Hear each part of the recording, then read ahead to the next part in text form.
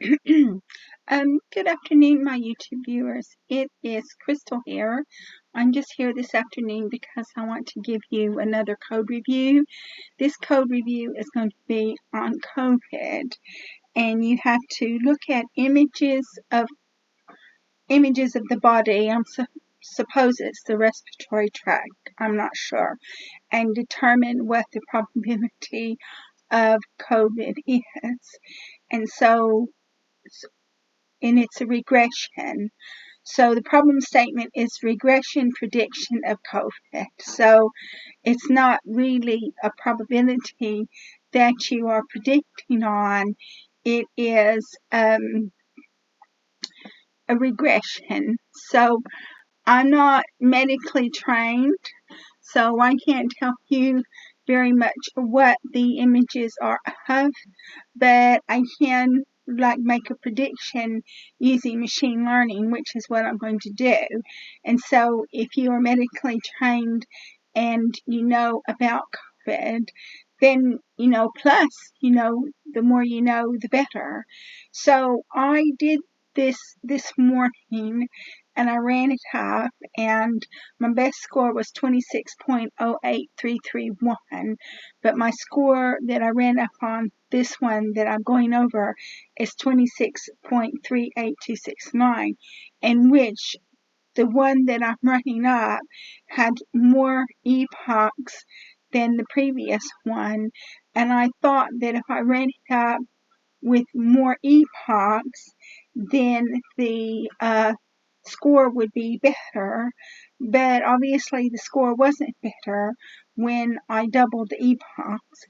So that was a little bit frustrating, because obviously you want to get the best score you can. So there were only two entrants, me and one other person, and the other person scored 24 and I scored 26. So I didn't score that bad, and then I just followed the instructions. It's like this is like an off-the-shelf machine learning algorithm. I use standard sklearn and Tensorflow and Panda library functions, and so it was just like Betty Crocker cake mix, only in machine learning. But I did my best, and so I thought, well, I'd go ahead and give you a code review on this since I did my best. And what I will do is I will leave a link to the Jupyter notebook in the description box down below, so you can look at it and you can look at the code yourself. So the problem statement is regression prediction of COVID. So you're going to have to do a regression of all of the images that you're going to get, and it's going to determine whether or not it's COVID, and it's going to do a regression on that. And as I said, I'm not medically trained, so I can't tell you exactly why they did this, but I went ahead and did what they asked as part of the competition. And I'd like to say this is a Kaggle community competition. So we created the Jupyter notebook in Kaggle, and it's stored in my account. After we created the Jupyter notebook, which is free, by the way, we imported the libraries that we were going to need to run the program. And the libraries that we're going to be using in this Jupyter notebook are NumPy as NP, which is going to create NumPy arrays and carry out numerical computations. We're going to import Pandas as PT, which is going to create Panda data frames and perform data processing. We're going to import OS, which goes into the operating system. We're going to import sklearn, which provides machine learning functionality. We're going to import Tensorflow, which creates the neural network. We're going to import matplotlib.pyplot as PLT, which provides the data visualization, and we're going to import Seaborn as SNS, which provides statistical data visualization. So after we've imported the libraries that we need,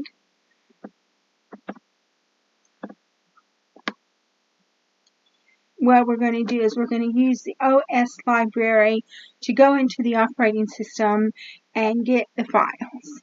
So the main files that we're going to start with are sample, train, and test, which are the CSV files. CSV stands for comma separated value, and the rest of the files are PNG files. I'm not sure exactly what PNG stands for, but it is an image.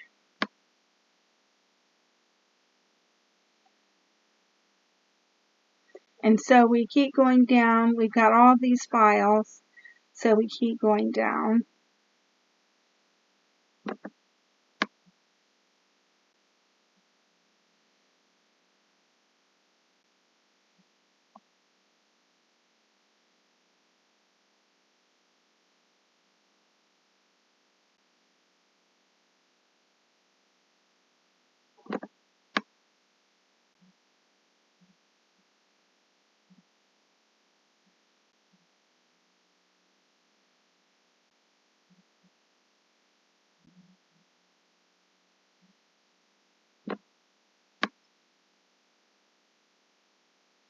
Okay, so after we've got all the files, then what we're going to do is we're going to use pandas to read the files.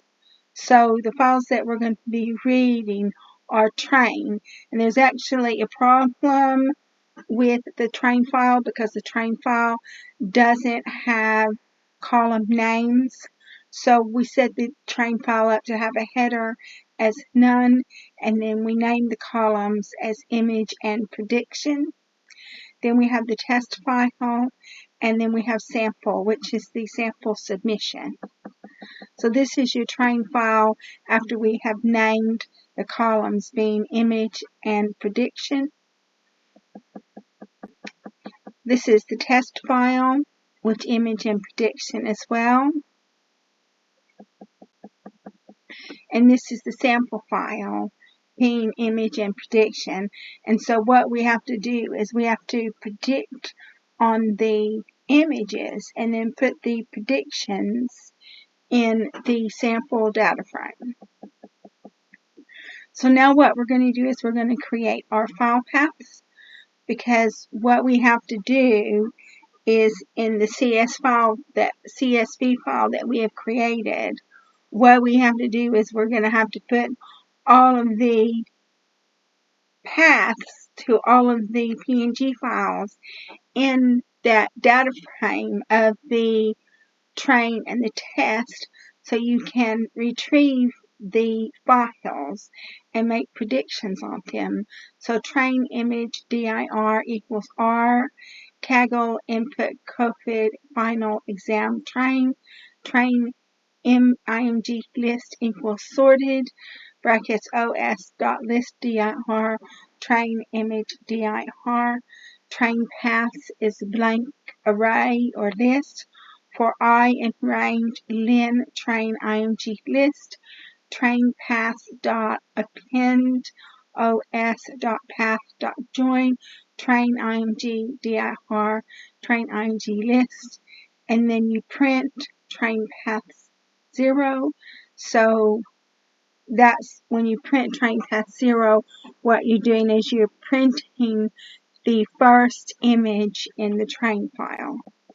And now what we do is we do the same thing with the test file using the same code, except for the fact instead of train we're using test, and then we print the image of the first image, and you can see that that's your first image. So now what we do is we have to create another column called file paths. Train file path equals train paths train, and we do the same thing with test. So test file paths equals test paths, test. So now you've got an extra column called file paths in there, and that gives you the path that the image is in. So what I've done is I've taken a picture of the image. This is the image in the train file. Honestly, I can't tell you whether it's COVID or not, but if you're medically trained and you know whether it's COVID or not, then good for you. I can't even tell you what it's a picture of. Looks like it could possibly be the lungs, but I can't be sure. And then so we take a picture of the test file, and you can see that the picture of the test file looks a lot worse than the picture of the train file. So even though I'm not medically trained, just looking at the image, it looks like, well, yeah, maybe that is a COVID image. But because I'm not medically trained, I'm not really qualified to make a comment on that. But the picture doesn't look very good. So, and then what we're going to do is we're going to analyze the prediction. So we create a histogram of the prediction using Seaborn. And so this is the histogram of the prediction. Most of the predictions are going to be close to 0, and then they go to 100. They're going to go from 0 to 100. We're going to do a value counts, and so you have 3 rows where you have only one value of that, and because of that, what we have to do is we have to delete those 3 rows where there's only one. And the reason why is because sklearn train test split function won't work because of those 3 rows that have only the one value in them. So I had to remove those, and the reason why is because it's not going to be able to make a prediction on something that has only one value. And sklearn train test split wouldn't work either. There is a way where you can split the data set up into train and test with pandas, but because I was in a rush, I didn't use that. And in addition to that, I have used almost all of my GPU time in Kaggle for this week, so I can't spend a lot of time working on these problems since I've used most of my GPU time, unfortunately. That is a drawback of Kaggle, as you are allowed so much GPU time a week, but when you've exceeded that GPU time, then you're not allowed to use it anymore. So that's another reason why I couldn't work on the program as much as I would have liked to, because I have to worry about the GPU time. Okay, and the next thing that we're going to do is we're going to filter out all of the value counts that are greater than 1. So is multi equals train prediction dot value counts greater than 1. Filters equals train prediction dot is multi dot index. Train equals filter train. So now you can see you've got 2856 rows, whereas I think before you had only 2859 rows. We'll look and see.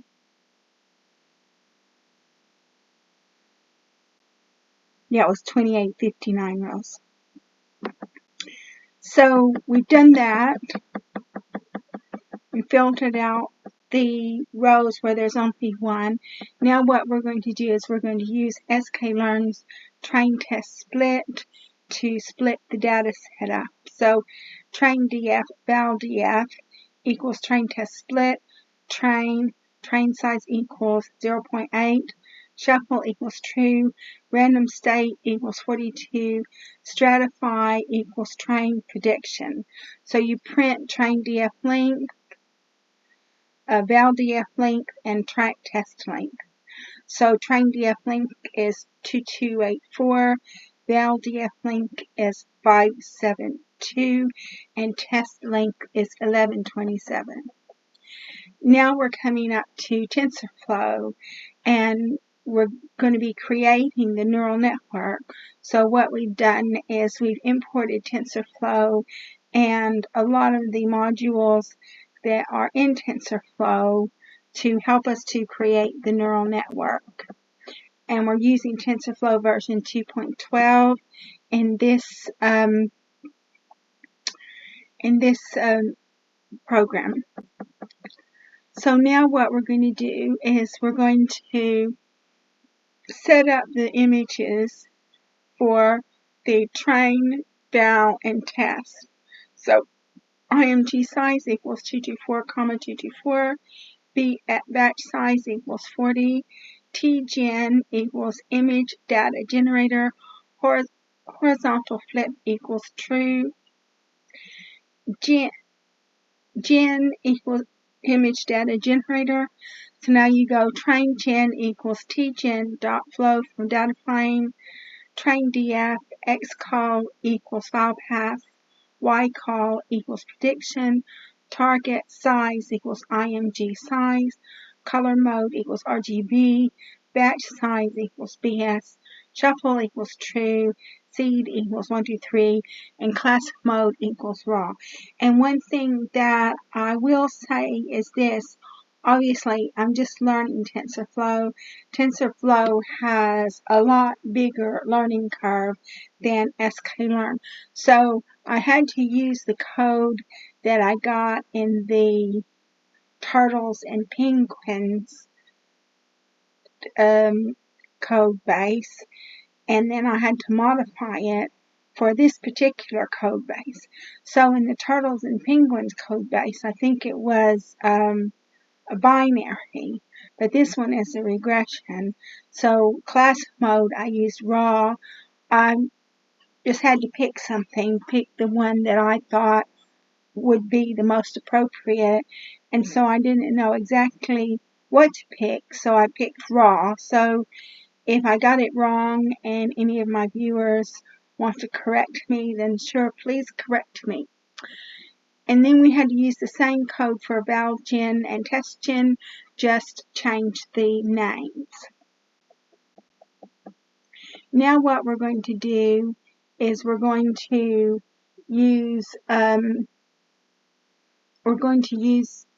create the neural network, and we're going to use efficient net B0. Okay, LR, that's your learning rate, equals 0.001. IMG shape is 224, 2243. Base model equals tf.keras.applications. Efficient net B2 whole says include top is false. Weights equals image net. Input shape equals IMG shape. Pooling equals max. Base model dot trainable equals true. And then now what we're doing is we're making a functional neural network. X equals base model dot output. X equals batch normalization. Axis equals -1. Momentum equals 0.99. Epsilon equals 0.001. X. X equals dense 256. Kernel regularizer equals regularizer dot L2. L equals 0.016. Activity regularizer equals regulalizers dot L1 brackets 0.006. Bias regularizer equals regularizers L1 bracket 0.006. Activation is relu X. Then X equals dropout rate equals 0.4. Seed equals 1, 2, 3 X. Output equals dense 1. Activation equals linear X. Then model equals model. Inputs equals base model input. And outputs equals output. And then you've got model.compile, AtomX, learning rate equals LR, loss equals mean squared error, metrics equals MSE. So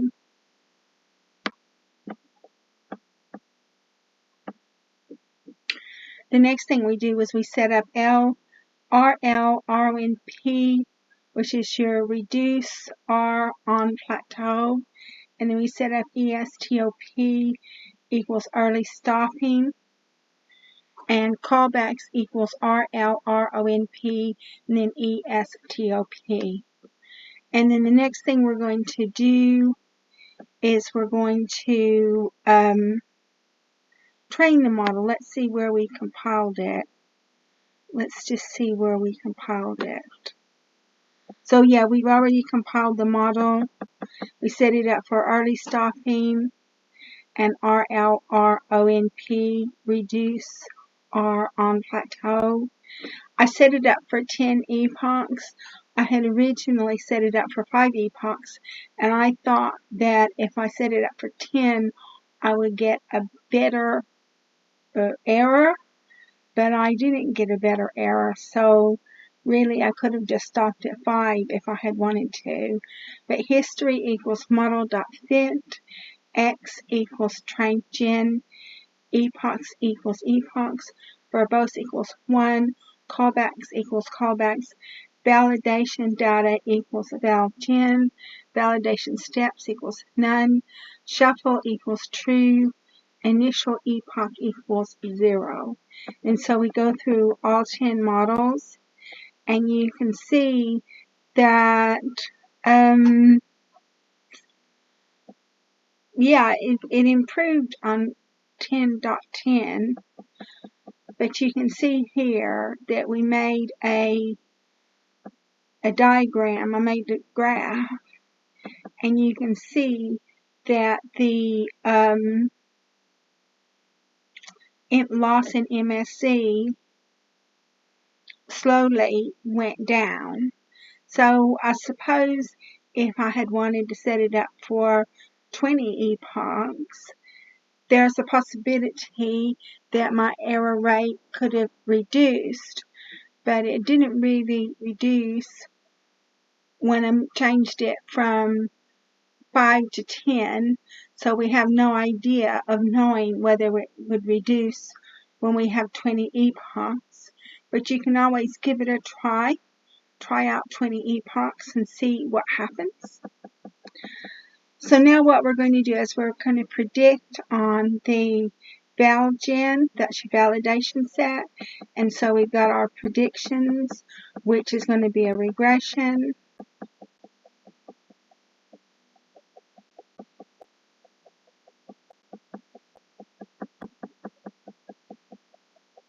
And then what we're going to do is we're going to evaluate the valgen, which you have an MSE of 283.7227.